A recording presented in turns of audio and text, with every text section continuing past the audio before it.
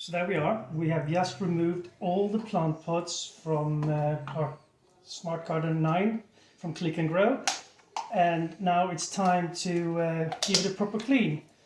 Excuse me, Daisy. And we start by simply removing the light fixture, just like that.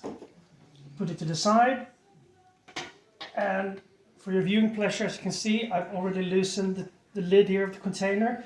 But it basically, as you can hear here, it just snaps off as it is fastened along the side here. These small indentations of plastic that attaches to these protruding bits of plastic. And no matter how careful you've been, I can assure you, you will find that you have pieces of leaves and what have you in here. So in between each plant session, do take it apart. Be careful, but it's built to last.